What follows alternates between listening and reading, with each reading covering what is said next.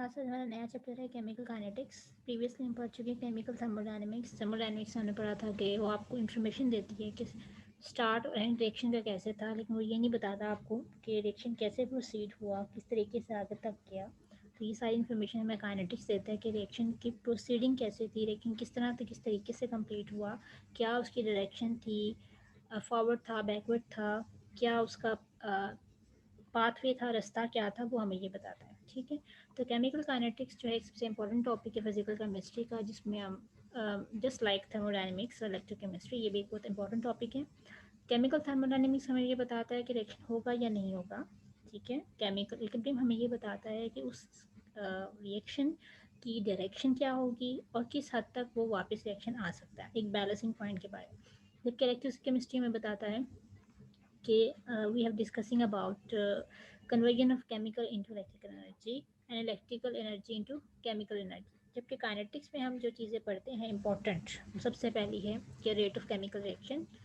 Then हम ये पढ़ते हैं कि how to control the rate of chemical reaction, which means कि कौन सा ऐसा पैरामीटर्स हैं, फैक्टर्स हैं जो उस केमिकल रिएक्शन के रेट को अफेक्ट करते हैं कि रिएक्शन की स्पीड तेज़ होगी, रिएक्शन की स्पीड स्लो होगी, क्या अफेक्ट होता है उस पर। और वो जो फैक्टर्स हैं उसके रेट को अफेक्ट करने वाले वो हैं आपके पास pressure, concentration, catalyst, solvent and temperature. ये 5 फैक्टर्स जो हैं अफेक्ट करते हैं, सारे मिलकर इकट्ठे नहीं कर देते, कभी कोई फैक्टर किसी टाइम डोमिनेट कर जाता है, कभी कोई फैक्टर है, ये सारे उसको अफेक्ट कर देते हैं। उसके बाद आपके पास आता है third one, the mechanism of the reaction.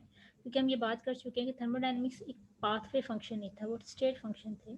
Kinetics आपको रास्ता बताता है, रूट बताता है, एक पाथवे फंक्शंस होते हैं। तो इसमें हम मैकेनिज्म ऑफ रिएक्शन को स्टडी करते हैं कि रूट किस तरह किस तरीके से वो पूरा होगा।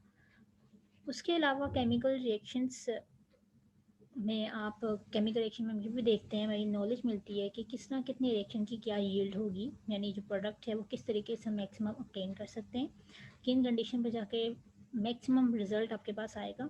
तो सबसे पहले है रेट ऑफ केमिकल रिएक्शन की definition. Rate of chemical reaction is a speed with which the reaction proceed. वो स्पीड, वो उसकी आगे बढ़ने की कैपेसिटी या रिएक्शन की प्रोडक्ट में चेंज होने की जो कैपेसिटी है, कितनी तेज़ी से वो चेंज होता है, रिएक्शन प्रोसीड होने में क्या उसकी तेज़ी होती है, उसको हम रेट ऑफ केमिकल रिएक्शन कहते हैं। और ये जो स्पीड है हम फिजिक्स में पढ़ चुके हैं, स्पीड होती है किसी भी चीज़ का change with respect to time. तो यहाँ पे हम लेंगे the rate of change of distance with respect to time, ये स्पीड ऑफिशियली होती है।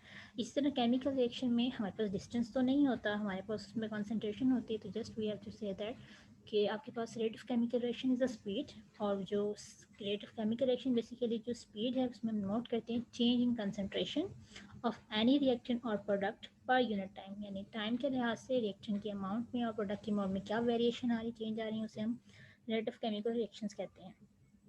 ठीक है, तो आपको पता है कि जब ए और बी आपस में कन्वर्ट हो रहे होते हैं, that means A is the reaction, B is the product, reaction is converted into the product. जब ये बी में कन्वर्ट होता है तो इसका मतलब ए की अमाउंट कम होती है। इसका मतलब with the passage of time आपके पास रिएक्शन जब प्रोसीड होता है तो रिएक्टेंट, अगर हम ग्राफ में देखें, इंटरमेल में पढ़ा होगा, रिएक्टेंट की अमाउंट कम होती है। ठीक है, with the passage of time, at a time जितनी अमाउंट में ए कम हो रहा होगा उतनी अमाउंट पे आपके पास बी की वैल्यू क्या हो रही होती है, ज़्यादा हो रही होती है। ऐसा ही हम पढ़ते हैं। तो यही आपके पास चीज़ है कि रेट ऑफ रिएक्टेंट जो है वो आपके पास क्या हो जाता है, with the passage of time कम होता है, इसलिए इसके साथ लिखते हैं माइनस।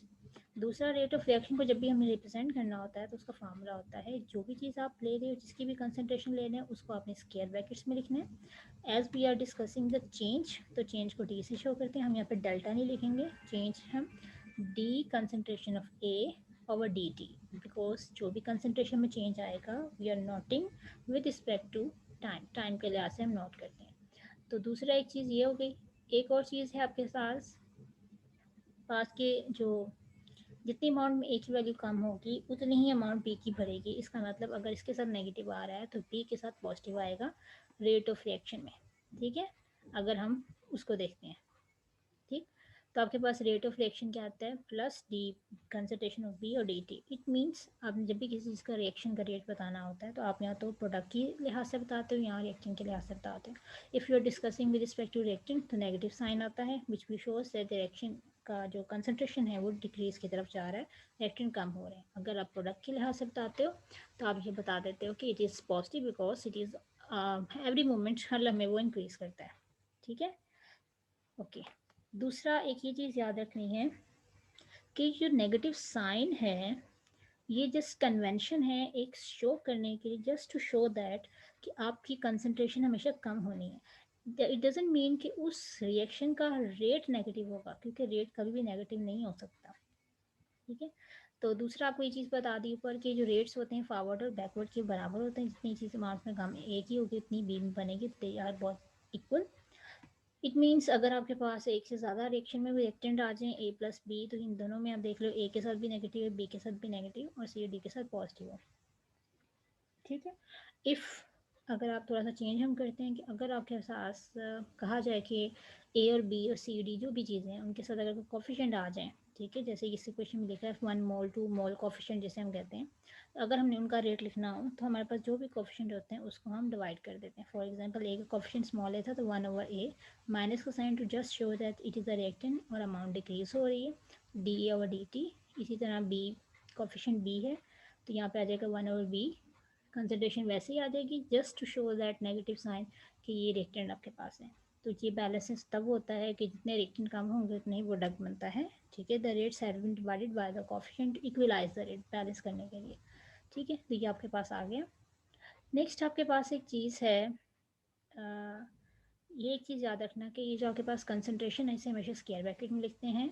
ठीक है, हाँ, जब आप अमाउंट लिख रहे होगे तो फिर स्क्वायर ब्रैकेट हम नहीं लगाएंगे। इट जस्ट शो डेट कि जो लेटर हम लिख रहे हैं ये उसकी कंसंट्रेशन जो अमाउंट होगी वो 0.5 मोल्स है, 3 मोल्स है, 4 moles, what ever it is. और जो कंसंट्रेशन हम मेजर करते हैं it is always measuring mole per DM cube. ठीक है, मोल पर डेसीमीटर क्यूब के लिए यूज़ किया जाता है, इसके यूनिट्स होते हैं कंसंट्रेशन के। देन हमारे पास आ जाता है कि रेट ऑफ रिएक्शन के यूनिट्स क्या होते हैं, इसको लाजमी याद रखना है। If the concentration is expressed in mole per dm को, जस्ट रिमेंबर दैट आपका जो कंसंट्रेशन के यूनिट्स हैं वो मोल पर डीएम क्यूब में है, मोल पर सेंटीमीटर क्यूब है, मोल मीटर क्यूब है, जिस चीज़ में भी आपके यूनिट हैं मोस्ट प्रोबेबली ये मोल पर डीएम क्यूब में लिए जाते हैं। और टाइम अगर सेकंड में है तो ये देखो आपके पास क्या यूनिट आएंगे। हमारे पास रेट ऑफ रिएक्शन की बात करें, हम नेगेटिव को नहीं लेके चल रहे, नेगेटिव जस्ट शो के रिएक्टेंट है। अगर इसके यूनिट्स नहीं है तो प्रोडक्ट के भी सारी बातें यही होंगी। तो जस्ट रिमेंबर कि हमारे रेट ऑफ रिएक्शन के यूनिट क्या होते हैं, it is equal to dA/dt है, कंसंट्रेशन के यूनिट होते हैं मोल पर डीएम क्यूब। अब ये इसमें डी और डी को कंफ्यूज नहीं करना, इट इज़ द चेंज, लेकिन है तो कंसंट्रेशन का चेंज ना, तो कंसंट्रेशन का चेंज भी तो कंसंट्रेशन ही होगी, दो कंसंट्रेशन के दरमियान जो चेंज जो भी आए। तो मोल per DM cube second, second नीचे लिखा हुआ है, जब ये सेकेंड ऊपर जाएगा तो सेकेंड इनवर्स हो जाएगा। तो this is the unit of reactions, rate of reaction. Remember that कि ये रेट ऑफ रिएक्शन के यूनिट्स हैं। एमसीक्यूज में आ सकता है, शॉर्ट क्वेश्चन में आ जाए, रेट ऑफ रिएक्शन की डेफिनेशन लिखो, उसके यूनिट्स लिखो, बस कंप्लीट होता है। अगर वो कहता है कि टाइम को हम किसी और यूनिट से मेजर कर रहे हैं, फॉर एग्जांपल मिनट्स और days, year, what ever you have, तो बस आपने क्या रखना है कि ये हमेशा इन्वर्स में लिखे जाते हैं। ठीक है, देन आपके पास एक टर्म यूज़ होती है instantaneous rate of reaction. Instantaneous का मतलब होता है किसी भी लम्हे, ड्यूरिंग द रिएक्शन, किसी भी टाइम पे, जैसे आपने रिएक्शन स्टार्ट किया है, आप किसी भी टाइम पे 5 सेकंड बाद, 10 सेकंड बाद, 15 सेकंड बाद आप फ़ौरन से उस टाइम पे रिएक्शन को मेजर जब करते हो, रेट ऑफ रिएक्शन को देखना चाहते हो, तो उस टाइम उस रेट को हम इंस्टेंटेनियस रेट कहते हैं। किसी भी लम्हे में मेजर कर सकते हैं। ठीक है, आपको टाइम लिमिट मतलब हर 5-5 मिनट बाद आपने देखना है, तो इंस्टेंटेनियस रेट हुआ ना, रिएक्शन अभी चल रहा है, आप उसमें निकाल के देखिए। दूसरा एक ही चीज़ याद रखें कि जो केमिकल रिएक्शन का रेट होता है इज एवर चेंजिंग पैरामीटर, वो बार बार तब्दील होता है, फिक्स नहीं होता, क्योंकि रिएक्शन में रिएक्टेंट की अमाउंट कम होनी है, प्रोडक्ट में उसने चेंज होना है, तो प्रोडक्ट की अमाउंट ज़्यादा होनी है, तो इसका मतलब हर लम्हे रिएक्टेंट की अमाउंट में कमी आती जाती है। ठीक है, तो the rate of movement is little bit smaller than the previous movement. इसका मतलब ये है कि जो रेट स्टार्ट में रिएक्शन का था उसके निस्बत से कंसनट्रेशन अगले लम्हे कम हो जाएगी। फॉर एग्जांपल जब हमने रिएक्शन को स्टार्ट किया, रिएक्शन को एक की अमाउंट थी 100 ग्राम फॉर एग्जांपल, थोड़े से 10-15 सेकंड के बाद हमने देखा उसकी थोड़ी सी अमाउंट कम होगी, वो 99.9 होगी, 90 हो गई, इस तरह 100 होने चाहिए। तो इसका मतलब with the passage of time reaction की अमाउंट थोड़ी कम होना शुरू होती है। इसका मतलब क्या होता है, it means the reaction is very fast at the beginning, start में रिएक्शन बहुत ज़्यादा तेज़ होता है और आहिस्ता आहिस्ता वो स्लो हो जाता है। इसका मतलब ये है कि जब जब स्टार्ट रिएक्शन करते हैं तो एकदम से वो ड्रॉप करता है, उसके बाद वो आहिस्ता आहिस्ता स्लोली वो आगे चलना शुरू हो जाता है। तो अगर इसकी डेफिनेशन आ जाए मैं लिखने के लिए, तो rate of chemical reaction at a specific time is called instantaneous rate of reaction. ठीक है, और हमेशा याद रखना इंस्टेंटेनियस रेट में जब भी हम देखेंगे तो डी ए और डी टी की वैल्यू हमेशा छोटी होती है, बिकॉज वो किसी भी हमें आप मेजरमेंट कर रहे होते हैं। उसके बाद एक टर्म आती है average rate of chemical reaction. Average आपको पता है कि अगर आपके पास दो तीन टर्म्स इकट्ठी लिखी हों और आपने उनको सबको कंबाइन करके एक रिजल्ट देना था, हम उसका एवरेज लेते हैं। तो rate of chemical reaction between the two specific time. For example मैं आपसे कहती हूँ कि जब आपका रिएक्शन स्टार्ट हुआ, आपने एक मेजरमेंट ली 10 पे, एक मेजरमेंट आपने ली 20 पे। अब 10 और 20 के दरमियान जो चेंज था, मैं चाह रही हूँ उसको मैं इकट्ठा बताऊँ बिटवीन 10 एंड 20। तो उसके लिए बेस्ट चीज़ आपके पास एवरेज होती है कि आप एवरेज ले लें। तो उनके दरमियान जब रेट नोट होगा तो वहाँ पे डी स्मॉल नहीं आएगा, वहाँ पे कैपिटल डी आएगा। ठीक है, तो उसे कैपिटल डी से शो करते हैं, तो उसको average rate of chemical reaction कहते हैं। देन आपके पास एक टर्म है, एक क्वेश्चन है कि किस पॉइंट पे जाके एवरेज और इंस्टेंटेनियस रेट आपस में बराबर होते हैं। ठीक है, एवरेज रेट और इंस्टेंटेनियस रेट किस पॉइंट पे जाके बराबर होंगे। ठीक है, तो ये बराबर कब होते हैं? At the beginning of the reaction, जब रिएक्शन स्टार्ट होगा। ठीक है, हम यहाँ लिख देते हैं स्टार्ट, जब रिएक्शन का होगा तो स्टार्ट ऑफ द रिएक्शन में क्या होगा आपके पास? Instantaneous rate. कौन सा रेट आपके पास? Instantaneous rate. Instantaneous rate is higher than average. ये कब होगा? जब आपके पास रिएक्शन स्टार्ट होगा। जब रिएक्शन आपके पास चेंज होगा एट द एंड, उसमें क्या हो जाएगा? Average is greater than instantaneous. ठीक है, जब आप एंड पे पहुंचोगे। लेकिन वो कहते हैं अगर एवरेज रेट और इंस्टेंटेनियस को बराबर करना है तो आपको उसके लिए टाइम गैप को कम करना पड़ेगा, टाइम ज़ीरो करना पड़ेगा। देन टाइम इंटरवल मतलब टाइम चेंज 10 से 15 सेकेंड, उसका दरम्यान से गैप जो ज़ीरो होगा, तब ये दोनों रेट्स बराबर होते हैं। तो एमसीक्यू में क्वेश्चन आ सकता है कि at what condition the instantaneous and average rate of chemical reaction become equal. तो just remember that when the time interval approaches zero, जब टाइम इंटरवल ज़ीरो हो जाए, नीचे वाला फैक्टर आपके पास ज़ीरो में चले जाए तो वो दोनों बराबर हो जाएंगे। लेकिन ऑल तो जब रिएक्शन स्टार्ट होता है तो instantaneous rate is more than average rate. ठीक है, और दूसरी तरफ आपके पास क्या होता है? जब एट द एंड होता है तो average is much more than the instantaneous rate. ठीक है, उसके बाद आपके पास एक न्यूमेरिकल दिया हुआ है, आप उसको खुद भी देख लेंगे। हाइपोथेटिकल रिएक्शन दिया हुआ गैस फेज में है, 2A is equal to 4B plus c. एक उन्होंने हाइपोथेटिकल इमेजिनरी रिएक्शन दिया है, उसमें कहा reaction is happening in a closed vessel, एक बंद बीकर में हो रहा है। उसने कहा बी की जो अमाउंट है it to increase by 8 mole per DM cube, concentration है इन 10 सेकेंड, टाइम 10 सेकेंड में इसकी अमाउंट इतनी भरी है। हमने बी का डिसअपीयरेंस रेट निकालना है और रेट ऑफ रिएक्शन कैलकुलेट करना है। ठीक है, तो हम ये देख लेते हैं अपीयरेंस और डिसअपीयरेंस कैसे हैं। तो सबसे पहले हम देखते हैं कि रेट ऑफ रिएक्शन क्या है। हम इसकी इक्वेशन बनाएंगे जस्ट लाइक हमने पढ़ा था जब कोफिशिएंट दिए होते हैं तो कैसे इक्वेशन बनती है। जो कोफिशिएंट होता है 1/2, ये आपके पास रिएक्टेंट है। इक्वल का मतलब है कि ये चेंज हो रहे हैं उसमें, दीज आर द प्रोडक्ट्स। उन्होंने एरो नहीं लगाया, जस्ट लिखा है कि 2A is equal to 4B plus C, that means it is changing into product. तो आपको पता होता है जो प्रोडक्ट होते हैं उनके साथ प्लस आता है, तो वही हमने इक्वेशन लिख दी दोनों की तरफ। ठीक है, जो कोफिशिएंट थे उसको डिवाइड कर दिया। हमेशा याद रखो रेट ऑफ अपीयरेंस बी उतना बनेगा जितनी कंसनट्रेशन चेंज जो है बी का ज़्यादा होता है। तो उसने कहा कितनी अमाउंट ज़्यादा हुई थी? 8 × 10⁻³ और कितने सेकंड में? 10 सेकंड में। तो यहाँ पे 10 पॉजिटिव 1 है, जब ये 10 पॉजिटिव 1 आपके पास this is the 1 power, base same होती है। अगर ये यहाँ पे 10 पॉजिटिव में ऊपर जाके क्या हो जाएगा? ये हो जाएगा 10 - 1। तो बेस सेम हो तो पावर ऐड होती है -3 क्या हो गया? -1 के साथ +1 हो गया। ठीक है, मोल वैसे ही उतर आया, डीएम क्यूब वैसे ही आ गया, सेकंड ऊपर जाके इन्वर्स हो गया। क्लियर? हम किसका रेट ऑफ रिएक्शन निकालना चाह रहे हैं? जस्ट फॉर द बी कितना आ रहा है? तो बी का आप देखो रेट क्या है यहाँ पे, 1/4 dB/dt। तो 1/4 rate of appearance of B, कितना आंसर आ गया? This is the rate of appearance. ये अब मुझे कैसे पता चला? क्योंकि इस इक्वेशन में जितना ये कम होगा उतना ही इसने बनना है, उतना ही इसने बनना है, और मुझे सिर्फ वैल्यू चाहिए बी की।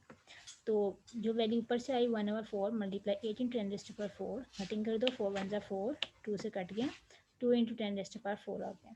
अगला पार्ट उसने पूछा था डिसअपियरेंस कैसे हो रही है, हमने कैलकुलेट कर लिया, रेट ऑफ रिएक्शन निकाल लिया। फिर उसने पूछा ए कितना ख़त्म हो रहा है, तो हमें पता है जितना बी बनना है उतना ही ए ख़त्म होना है, ठीक है। तो इसमें आप देख सकते हो कि जितना आपके पास वैल्यू बनेगी उतनी ही आपके पास ए की वैल्यू कम होगी। तो आप देखो 1/2 rate of disappearance of A is equal to the rate of reaction, यानी जितना बी बनेगा इसे हम रेट ऑफ रिएक्शन कह सकते हैं या रेट ऑफ अपियरेंस कह सकते हैं। तो रेट ऑफ डिसअपियरेंस ऑफ ए 2 को हमने सिर्फ ये वैल्यू निकाली, 2 यहाँ डिवाइड और उधर जाके मल्टीप्लाई हो गया, इतना रेट इसका कम हुआ है तो उतना वो बन गया, ठीक है। अब आप फ़ौरन से देखोगे ये 4 है और ये 8 लिखा हुआ है, तो इसका मतलब ये है कि आप देख रहे हो ये 2 का डबल 4 है, अगर ये 2 मोल्स है तो वो 4 मोल्स है, तो इसका मतलब उसकी डबल कंसनट्रेशन उससे बन रही है, ठीक है। उसके बाद आपके पास आती है एक टर्म रेट लॉ। ये छोटी छोटी डेफिनेशन है, ये शॉर्ट क्वेश्चन के लिए इंपॉर्टेंट है, वैसे लॉन्ग में कभी नहीं आती हैं। रेट लॉ आपके पास क्या होता है, हमने लॉ ऑफ मास सेक्शन पढ़ा हुआ है जिसमें हम कहते थे कि जो भी आपका रेट है it is equal to the product over reactant concentration के बराबर होता है। एक फिक्स टेम्परेचर पे हम बात करते हैं केमिकल रिएक्शन का, तो it must keep that there is a relationship. हम तब भी पढ़ा था कि रिलेशन होता है आपके पास कंसनट्रेशन और रेट ऑफ रिएक्शन में, ऑल तो है ही है, इसके बगैर तो गुजारा नहीं, क्योंकि रेट ऑफ रिएक्शन हम कहते हैं ये कि change of concentration with respect to time आ रहा है, ठीक है। तो हम यहाँ पे देख लेते हैं कि this relationship is determined by the reaction rate with different initial reaction concentration. When we study large number of reactions, then we come to know that the rate of reaction is directly proportional to the reactant concentration and each concentration being raised to some part. ये typically mass law of mass action की definition है कि आपके पास जितना भी chemical rate of reaction होता है वो depend करता है, directly proportional होता है reaction की concentration, ठीक है। और साथ हमारे साथ लिखी होती है उस concentration के ऊपर कुछ power होती है, ठीक है। तो रेट की वैल्यू क्या आ जाएगी, कैसे लिखते हैं रेट, ठीक है। This is the rate law, ये आपके पास रेट लॉ है, ठीक है, जिसमें आप डायरेक्टली लिंक करते हो to the concentration of reactant K is the constant. हमने ये पढ़ा कि रेट क्या होता है, it is directly proportional to the concentration of the reactant, और उनके ऊपर कुछ पावर लिखी आती है जो पावर उसके बराबर होती है जितने कोएफिशिएंट होते हैं। फॉर एग्जांपल आपके पास इस इक्वेशन के रेट में 2 रिएक्टेंट थे, दोनों की कंसंट्रेशन आ गई ए कंसंट्रेशन बी कंसंट्रेशन, ए की पावर क्या है 1, ए के साथ कुछ नहीं लिखा हुआ, जिसके साथ कुछ नहीं होता उसका ऑप्शन 1 होता है, यहाँ 1 आ गया, बी के साथ 2 लिखा हुआ तो 2 आ गया। तो ये आपके पास क्या है, it is term as the rate law equation या रेट लॉ कहते हैं। It is not essential that power in the rate expression R is equal to the coefficient of balanced chemical equation, so we can say that इसका मतलब ये है, और यहाँ ये कह रहा है कि ज़रूरी नहीं जितना कोफिशिएंट है उतनी इसके ऊपर पावर आए, इट में वेरिएट, क्योंकि हम आगे जाके पढ़ेंगे ये पावर क्या एक्सप्लेन करती है। तो जस्ट आप रिमेंबर करो rate is equal to K is the constant of, ठीक है, coefficient of rate of equation, A concentration M B concentration M, यानी एम की कोई भी वैल्यू हो सकती है, एन की कोई भी वैल्यू हो सकती है, और ये डिपेंड करती है कि आपका जो रेट इक्वेशन है वो किस तरह की होगी, ठीक है। तो this is term as rate law. तो आप ये बता सकते हो इसकी डेफिनेशन रेट लॉ की क्या है। So the expression which show, यानी आप कह सकते हैं the expression which shows how the reaction rate is related to concentration, वो इक्वेशन एक्सप्रेशन, ये एक्सप्रेशन है जो ये बता सके रेट कंसंट्रेशन से कैसे लिंक कर रहा है, उसको हम कहते हैं रेट लॉ, और इस इक्वेशन को हम कहते हैं rate equation. Equation means equal का साइन जिसमें डाला हुआ होता है, ठीक है। तो ये डेफिनेशन जो है वो यहाँ पे जो लिखी हुई है, आपने ये वाली रेट लॉ की डेफिनेशन करनी है और ये रेट इक्वेशन और साथ आप ये बीच में एक लिख दोगे तो जस्ट इनफ है आपके लिए, ठीक है। तो उसके साथ आपके पास ये टॉपिक रेट इक्वेशन का आ गया। अच्छा जी, उसके बाद हम आते हैं कि ये याद रखना है कि रेट लॉ की जो वैल्यू है हम एक्सपेरिमेंट के थ्रू निकालते हैं, इसको जस्ट हम कोएफिशिएंट दे के बावज नहीं निकाल सकते, तभी ऊपर मेंशन किया गया था। इट इज़ नॉट नेसेसरी कि जो ए और बी की पावर है हमेशा वही हो जो कोएफिशिएंट लिखे होते हैं, तो इसलिए एक्सपेरिमेंटल वैल्यू है, याद रखिएगा। उसके बाद नीचे आपको तो काफ़ी सारी एग्जांपल दी गई हैं रेट इक्वेशन बनाने के लिए, तो जस्ट हम देखते हैं कॉमनली पावर। हम नॉर्मली हमारे पास क्या होता है कि पावर ऑल्थो बहुत सी जगह पे ये होता है जितना कोफिशिएंट होता है उतनी ही पावर होती है, लेकिन फिर भी हम एहतियातन इसको एक्सपेरिमेंटली परफॉर्म करते हैं। बाज़ औक़ात सेम भी निकल आता है, बाज़ औक़ात डिफरेंट भी आ जाता है। तो रेट इक्वेशन लिखनी है, हमें प्रोडक्ट से कोई लेना देना नहीं, हम रिएक्शन के थ्रू लिखेंगे। रेट इक्वेशन में पहला क्या, दो चीज़ें H2I2, दोनों के कंसनट्रेशन के साइन आ गए, K इज़ द कांस्टेंट, और H2 के साथ भी कोई कोफिशिएंट नहीं है, I2 के साथ भी नहीं है, दोनों की पावर 1 1 आ गई। इधर है NO2, एक चीज़ दी हुई है, K के बाद NO2 लिख दिया, 2 कोफिशिएंट था वो उसकी पावर बन गई। ठीक है, तो इसी तरह आपके पास नीचे इक्वेशन है, तो यहाँ पे आपकी बुक में 0 लिखा हुआ है, इसको चेंज करके आप लोग इसकी जो रेट है इसके 0 लिखा हुआ है ना, मेंशन किया हुआ है, तो इसमें हमेशा रखना कि ये जो एग्जांपल नंबर 3 और 4 है इसके कोफिशिएंट इसलिए डिफरेंट हैं क्योंकि इसमें ना मोर देन 1 स्टेप आता है, ये एक स्टेप में रिएक्शन नहीं होता। तो आप देख सकते हो ऊपर वाले रिएक्शन तो स्मूथली हो गए, लेकिन ये जो नीचे वाला रिएक्शन है ना ये मोर देन 1 2 3 4 स्टेप्स में अमोनिया की प्रिपरेशन होती है, इसलिए इसका जो ओवरऑल रेट इसमें लिखा हुआ है इसकी पावर 0 है, इसलिए बहुत कम्प्लेक्स रिएक्शन है। इसी तरह नीचे N2O5 का देखो, तो उसमें भी आप देख रहे हो आपके पास रेट इक्वेशन तो बनी है लेकिन उसके पास पावर 1 है, जबकि कोफिशिएंट क्या 2 है। तो ये से अंदाज़ा लगा सकते हैं कि rate expression is not confirmed कि जो आपके पास कोफिशिएंट लिखे होंगे वही आपके पास पावर में मौजूद चीज़ होगी। It is always varied, very कर सकता है, तो ये एक्सपेरिमेंटली प्रूव करते हैं, और वजह इसकी ये बनती है क्योंकि कुछ ऐसे रिएक्शन होते हैं जिसमें एक से ज़्यादा स्टेप इन्वॉल्व होते हैं। ठीक है, उसके बाद आपके पास टॉपिक है मॉलिकुलैरिटी। मॉलिकुलैरिटी का मतलब होता है जो केमिकल रिएक्शन है उसमें कितने number of elements, sorry number of reactant molecules कितने इन्वॉल्व हैं, 1 2 3। जैसे आपके पास यहाँ पे है फॉर एग्जांपल यहाँ पे ब्रोमीन है, Br2 की ब्रेकेज हो रही है, ठीक है, तो इसका मतलब इसमें कितने मॉलिक्यूल इन्वॉल्व हैं, एक ब्रोमीन का, तो ऐसे रिएक्शन को हम यूनिमॉलिक्यूलर कहते हैं। जिसमें 2 हैं बायोमॉलिक्यूलर, जिसमें ट्राई हैं टर्मोलिक्यूलर, तो सो ऑन। तो हम मॉलिकुलरिटी को डिफाइन करते हैं कि किसी भी रिएक्शन में कितने नंबर ऑफ मॉलिक्यूल्स इवॉल्व हैं, लेकिन याद रखना है in elementary reaction, single step reaction में बात कर रहे हैं, ओवरऑल नहीं हम बात कर रहे हैं सिंगल स्टेप। अच्छा जी, हाइड्रोलिसिस है इथाइल एसीटेट की, तो देखो यहाँ पे 2 मॉलिक्यूल्स हैं, it is a biomolecular reactions. Clear, तो ये आपके पास क्या आ जाते हैं बायोमॉलिक्यूलर रिएक्शन की एग्जांपल है। तो इसी तरह काफ़ी सारे एग्जांपल्स हैं। इसमें सबसे इंपॉर्टेंट एक क्वेश्चन बनता है आपके पास, इसमें भी लॉन्ग में आ जाए या शॉर्ट पे आ जाए, कि हाई मॉलिकुलैरिटी आर रेयर, जितना हम मॉलिक्यूल्स की तादाद को बढ़ाते जाएंगे उतना केमिकल रिएक्शन की जो स्पीड है, या आप कह दो कि उनके रिएक्शन को प्रोसीड होने की जो कैपेसिटी वो कम हो जाती है। वो क्यों कम होती है, बिकॉज हमेशा याद रखें, आपको पता है कि रिएक्शन तब होता है जब देयर इज टाइप कोलिजन होती है। कोलिजन्स जो प्रेजेंट होती है जब मॉलिक्यूल की तादाद हम ज़्यादा कर देंगे तो उनका जो रेट ऑफ कोलिजन है इट विल बी डिक्रीज। ठीक है, उनका जो कोलाइड करने का साइमल्टेनियस प्रोसेस है वो डिक्रीज होता जाता है, इसलिए क्योंकि मॉलिकुलैरिटी तो कभी ज़ीरो नहीं हो सकती है। तो अगर हम कहते हैं मॉलिकुलैरिटी जो हाई हाई मॉलिक्यूल्स, यानी वो 5 6 7 10 मॉलिक्यूल्स अगर हम कंबाइन करें फॉर एग्जांपल, तो जितने ज़्यादा हम मॉलिक्यूल्स कंबाइन करेंगे देयर इज़ अ चांस कि उनकी कोलिजन रेट जो है वो डिक्रीज हो जाए। अगर कोलिजन रेट कम होगा तो आपके पास रेट जो है वो भी डिक्रीज करेगा। तो दैट इज़ वाई हम ये कहते हैं कि हायर मॉलिक्यूल्स जो तादाद है मॉलिकुलैरिटी की रिएक्शन में टेक पार्ट करने की with the passage of number of molecules वो डिक्रीज कर दी जाती है। तो कि because chance of collision is decreasing as the number of molecules increasing. ठीक है, तो ऐसे रिएक्शन में फिर हम क्या करते हैं, स्लो स्टेप को फिर हम कंसिडर करते हैं। तो उसमें स्लो स्टेप में क्या होता है कि जैसे ये N25 वाला इक्वेशन का पीछे रेट लिखा हुआ था, तो वो लिखा हुआ था 1 है, जबकि यहाँ पे कुछ भी मेंशन नहीं था, यहाँ पे 2 आ रहा था। तो आप देख सकते हो यहाँ पे काफ़ी सारे स्टेप्स हैं इसमें इन्वॉल्व 4। तो जो सबसे स्लोएस्ट होता है फिर हम उससे रेट निकालते हैं। ठीक है, हायर मॉलिक्यूलरिटी का रेट मतलब करना डिफिकल्ट है, तो इसलिए जो स्लोएस्ट स्टेप होता है it is the rate determining step, यहाँ पहले भी पढ़ते थे। स्लो स्टेप से फिर रेट निकालते हैं, इसलिए N2O5 का जो रेट है 1 आता है, जबकि यहाँ पर तो 2 लिखा हुआ है। ठीक है, तो ये आपके पास आ गया। तो जस्ट रिमेंबर कि हाई मॉलिकुलरिटी इज़ रेयर। ठीक है, तो उसके लिए एक ये, और दूसरी चीज़ कि जो स्लो स्टेप होते हैं उससे हम रेट डिटर्मिंग स्टेप कैलकुलेट करते हैं।